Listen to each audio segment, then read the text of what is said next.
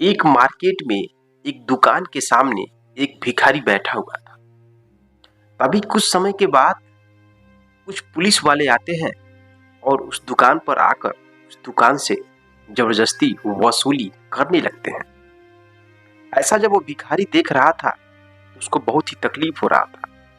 वो भिखारी अपनी जगह से खड़ा होकर और पुलिस वालों के पास जाकर कहता है, साहब आप लोग ये गलत कर रहे हैं। आप जबरन दुकानदार वालों से वसूली कर रहे हैं। आप समाज के रक्षक हैं और आप ही भक्षक बन जाएंगे तो क्या होगा। जैसे ये शब्द सुनते हैं पुलिस वाले तो उनको गुस्सा आ जाता है। पुलिस वाले कहते हैं, तुम एक भिखारी हो और तुम मुझे ज्ञान का पाठ पढ़ाओगे, तुम्हें मैं अभी जेल के अंदर बंद कर दूंगा। उसके बाद दोस्तों वो भिखारी कहता है कि आप हमें जेल के अंदर क्यों बंद करेंगे। मैंने तो बस यही बोला है कि आप लोग गलत कर रहे हैं और आपको वसूली नहीं करना चाहिए दुकानदार वालों से। अब जैसे शब्द सुनते हैं पुलिस वाले तो उस भिखारी का बाह पकड़ के अपने जीप में बैठाने लगते हैं। उसी वक्त दोस्तों वो भिखारी जब अपना आईडी कार्ड निकालता है और जब पुलिस वाले देखते हैं तो उनके रोंगटे खड़े हो जाते हैं। तो दोस्तों वो भिखारी कौन था, क्यों भिखारी के रूप में मार्केट में आया था। इस कहानी को जब आप सुनेंगे उस भिखारी की प्रशंसा किए बिना आप पीछे नहीं हटेंगे। अगर कहानी को जानना चाहते हैं तो अंत तक वीडियो पे जरूर बने रहिएगा। मेरे दोस्तों बहुत ही शिक्षाप्रद कहानी है, बहुत ही ज्ञानवर्धक कहानी है समाज के लिए। चलिए कहानी की शुरुआत करते हैं। नमस्कार दोस्तों, मैं हूं संतोष, आप सभी का स्वागत करता हूं अपने इस यूट्यूब चैनल में। मेरे दोस्तों आज की सच्ची घटना उत्तर प्रदेश के एक छोटे से गांव की है। उस गांव में अमर नाम का एक लड़का रहता था और जो उसके पिता है एक किसान थे। उनके पास पुश्तैनी बहुत अधिक जमीन था, इसलिए खेती बाड़ी करके परिवार को चला रहे थे। जो अमर के पिता है वो बहुत ही ईमानदार थे और हमेशा अपने लड़के को ईमानदार का पाठ पढ़ाया करते थे। कहते थे, बेटा जीवन में कुछ भी करना लेकिन एक ईमानदार व्यक्ति जरूर बनना। किसी से भी 1 रुपए का घूस, लेन देन, चोरी, बेईमानी ये सब चीजें नहीं करना, क्योंकि ईमानदार व्यक्ति का बहुत ही समाज में इज्जत होता है और हमेशा ईमानदार व्यक्ति बनकर ही रहना। दोस्तों इस कदर वो पिता अपने लड़के को हमेशा ईमानदार का पाठ पढ़ाते हुए उसको पढ़ाता है और अमर इंटर की परीक्षा पास कर लेता है। इंटर की परीक्षा पास करने के बाद वह ग्रेजुएशन में अपना नाम लिखा लेता है। अब बीए की पढ़ाई करना शुरू कर देता है।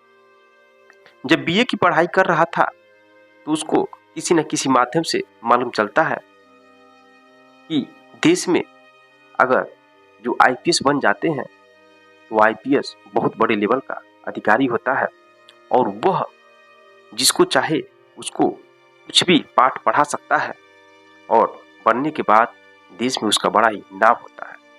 तो वो सोचता है कि मैं अगर आईपीएस बन जाऊं तो मैं और लोगों को एक ईमानदार का पाठ पढ़ा सकूंगा। जितने भी लोग हैं, जितने भी अधिकारी हैं, जो लोग इस सिस्टम के खिलाफ गलत काम करते हैं, मैं उनको कानून का पाठ पढ़ाऊंगा और एक ईमानदार व्यक्ति बनाऊंगा। इस वजह से उसके मन में बैठ जाता है कि मैं एक आईपीएस अधिकारी बनूंगा। मेरे दोस्तों अमर अपने घर पर आता है स्कूल से और अपने पिताजी से कहता है, पिताजी आप हमेशा हमें ईमानदार का, और कहता है, पिताजी आप हमेशा हमें ईमानदारी का पाठ पढ़ाते हैं और मैंने सुना है कि आईपीएस अधिकारी बनने के बाद बहुत अधिक पावर आ जाता है और मैं सोच रहा हूं कि आईपीएस अधिकारी बनूं और आईपीएस अधिकारी बनने के बाद जितने भी लोग भ्रष्टाचार करते हैं इस देश में, इस समाज में, मैं उनको ईमानदारी का पाठ पढ़ा सकूं।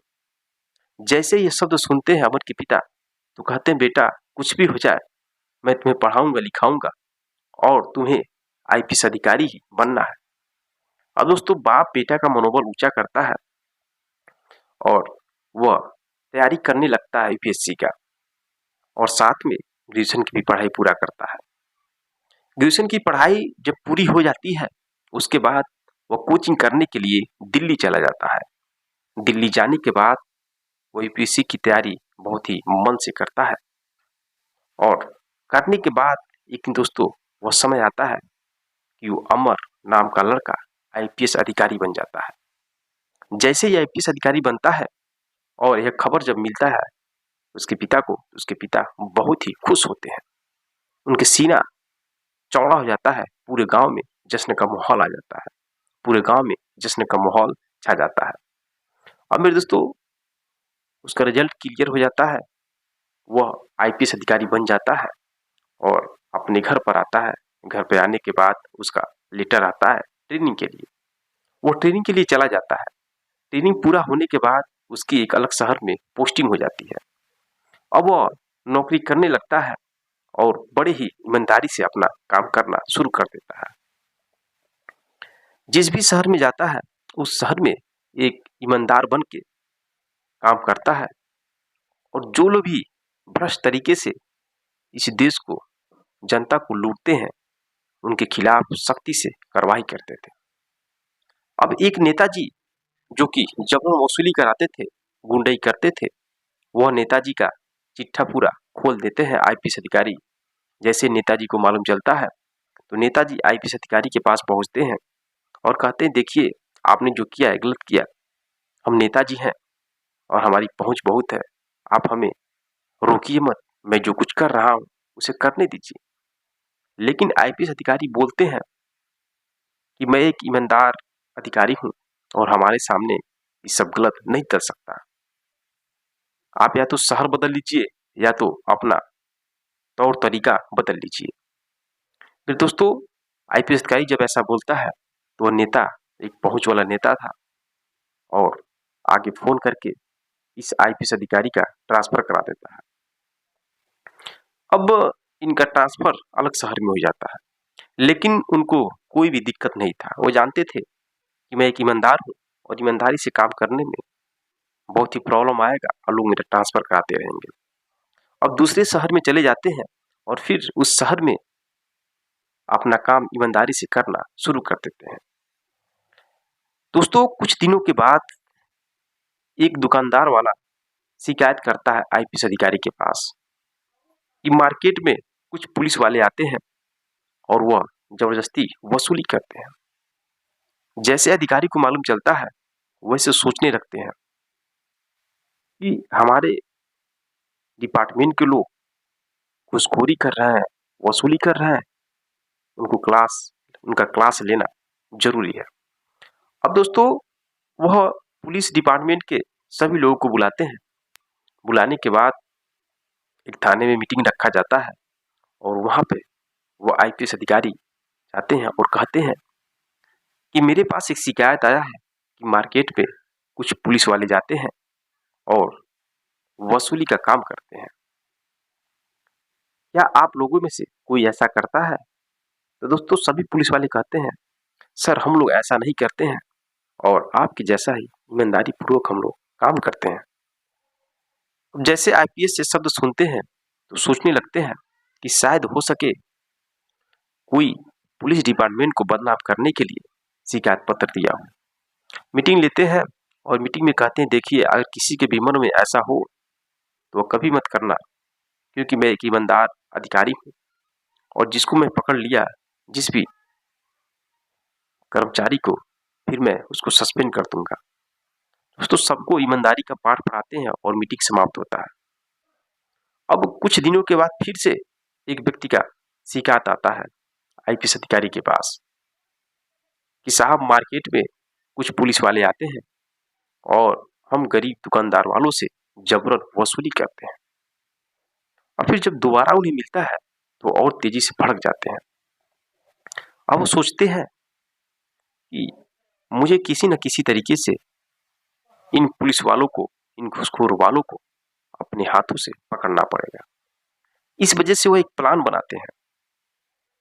प्लान के अंतर्गत वो सोचते हैं कि अगर मैं अपनी टीम के किसी भी व्यक्ति से बताऊंगा तो हो सके उसके माध्यम से उन पुलिस वालों के पास यह मैसेज पहुंच जाएगा कि अधिकारी आप लोगों के खिलाफ एक ऑपरेशन करने वाले हैं। इस वजह से वह अधिकारी प्लान बनाते हैं और छुट्टी लेकर 3 दिन के लिए घर पर चले जाते हैं। दोस्तों घर पर जाते हैं, इधर सभी पुलिस वालों को मालूम चलता है कि साहब तो घर पर चले गए हैं छुट्टी लेकर के। छुट्टी लेके घर पर जाने के बाद अपने पिता से पूरी कहानी बताते हैं, पिताजी ऐसी सी बात है और हम जिस शहर में रहते हैं उस शहर में जो मार्केट है वहाँ पे हमारे डिपार्टमेंट के लोग कुछ लोग जाते हैं और वसूली का काम करते हैं और उनके खिलाफ मैं ऑपरेशन करने वाला हूँ। ऑपरेशन के अंतर्गत मैं उनको अपने हाथों से पकड़ूंगा। और दोस्तों उनके पिता कहते हैं, बेटा बहुत अच्छा काम कर रहे हो और जाओ उनको पकड़ो, उनको सस्पेंड करो। मेरे दोस्तों पिता उनको आशीर्वाद देते हैं और वो आईपीएस अधिकारी आते हैं उस मार्केट में और मार्केट के में आने के बाद पूरी मार्केट का निरीक्षण करते हैं। लेकिन वो सादा ड्रेस में होते हैं, कोई उन्हें पहचान नहीं पाता है। वह एक मेकअप आर्टिस्ट के पास जाते हैं और अपना पूरा मेकअप कराते हैं। एक भिखारी के रूप का हुलिया बन जाता है उनका। भिखारी का रूप में वह उस मार्केट में जाकर बैठे रहते थे और इंतजार करते थे कि कौन पुलिस आता है और कौन वसूली करता है। एक दिन पूरा बीत जाता है लेकिन कोई भी पुलिस वाला उस मार्केट में नहीं पहुंचा वसूली करने के लिए। फिर अगले दिन दूसरे दिन वह जाकर फिर उस मार्केट में घूमते हैं और इधर उधर देखते हैं, कहीं बैठ जाते हैं, कोई देता है कुछ खाने के लिए, बैठे रहते हैं। क्यों देखने में बिल्कुल वो भिखारी जैसे लग रहे थे। मेरे दोस्तों तभी कुछ देर के बाद एक पुलिस की गाड़ी आती है और उसमें से 3-4 लोग निकलते हैं। अब आईपीएस अधिकारी वो सब कुछ देख रहा था। वो पुलिस वाले जाते हैं एक फार्चून की दुकान पर और उससे वसूली करने लगते हैं।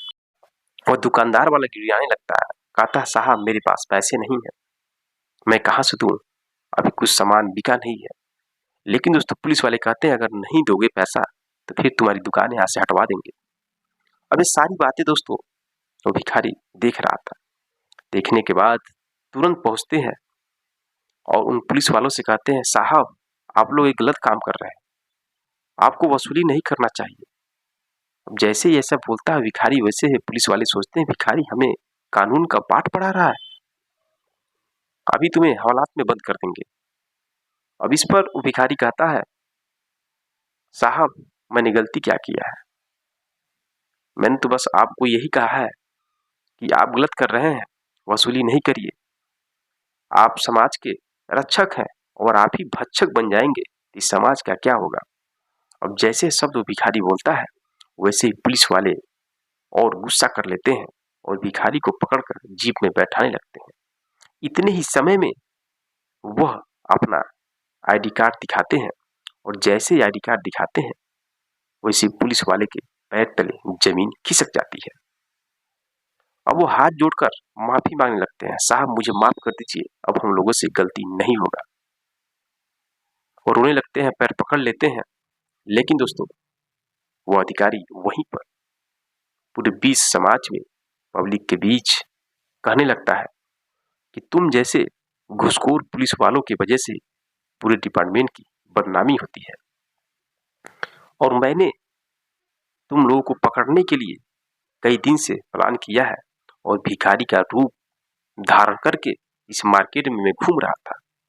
दोस्तों जैसे शब्द बोलते हैं तो वहां पे बहुत ज्यादा भीड़ जुट जाती है और सब लोग वीडियो बनाने लगते हैं।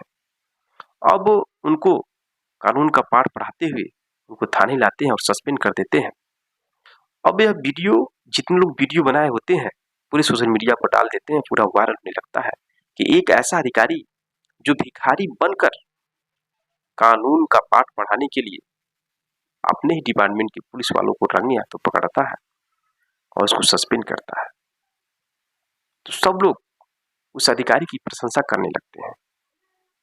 अब वह अधिकारी एक मीटिंग रखता है और मीटिंग रखने के बाद सभी पुलिस वाले आते हैं और वहीं पर उन पुलिस वालों को भी खड़ा करके जो लोग वसूली कर रहे थे कानून का पाठ पढ़ाते हैं, कहते हैं कि मैंने भिखारी का रूप बदलकर मार्केट में जाकर डिपार्टमेंट में काम करने वाले लोग हैं जो वसूली करते हैं उनको पकड़ा है और इसके बाद जो भी पुलिस वाला ऐसा गलत काम करता है तो उसकी हालत यही होगी, मैं उसे सस्पेंड कर दूंगा।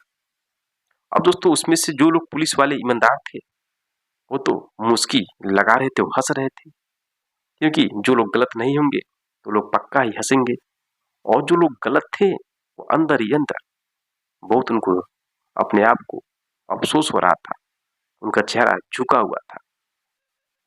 आईपीएस अधिकारी समझ जाते हैं सभी के चेहरों को देखकर कौन घूसखोर है और कौन ईमानदार पुलिस है। अब दोस्तों पूरे सोशल मीडिया पर वायरल हो जाता है, और वायरल होते होते ये वीडियो जब उस अधिकारी के पिता के पास पहुंचता है तो उसके पिताजी बहुत ही खुश हो जाते हैं, और बहुत लोग उसके पिताजी को बधाई देने के लिए उसके घर पर आने लगते हैं। फिर अमर के पिताजी फोन करते हैं अमर को, बेटा तुमने जो काम किया है वो बहुत ही अच्छा काम किया है, मेरा जीवन सफल हो गया, तुम हमेशा ऐसे ही एक ईमानदार अधिकारी बनकर देश की सेवा करते रहना, मेरा सीना और चौड़ा हो गया है तुम्हारी वजह से, और मुझे बहुत अधिक सम्मान मिल रहा है, और हमारे घर पर बहुत लोग आते हैं, हमें बधाई देते हैं तुम्हारी वजह से। और दोस्तों ये बात सुनकर बेटा भी बहुत ही गर्व का अनुभव करता है। फिर दोस्तों तो यह रही कहानी। समाज में ऐसे लोगों का होना बहुत जरूरी है। आप क्या कहना चाहेंगे उस अधिकारी के बारे में? कमेंट बॉक्स में अपनी राय कमेंट जरूर करिएगा। फिर दोस्तों समाज में अगर ईमानदारी नहीं रहेगा तो आम जनता का हाल क्या होगा आप सोच सकते हैं। आजकल जितने भी अधिकारी हैं, जितने भी लोग नौकरी कर रहे हैं, उसमें से बहुत सारे लोग ही बहुत ही गलत तरीके से उस कानून की पावर का इस्तेमाल करते हैं, चाहे नेता हो, चाहे पुलिस हो, चाहे कोई भी अधिकारी हो। और इसमें पिसता वही है जो लोग गरीब होते हैं। तो मैं चाहूंगा जितने भी इस देश में अधिकारी हैं, जो लोग भी नौकरी कर रहे हैं, छोटा नौकरी हो या बड़ा नौकरी हो, ईमानदार बनने की कोशिश करिए। जिस तरह से इस कहानी में एक अधिकारी ईमानदारी का परिचय दिया है, इसी तरह से आपको भी करना चाहिए, तभी देश आगे बढ़ सकता है और देश के सभी लोग सुरक्षित रह सकते हैं। फिर दोस्तों कहानी कैसा लगा? अगर थोड़ा सा भी अच्छा लगा तो चैनल को सब्सक्राइब, वीडियो को लाइक करें। मिलते हैं नेक्स्ट वीडियो में नेक्स्ट कहानी के साथ, तब तक के लिए जय हिंद, जय भारत।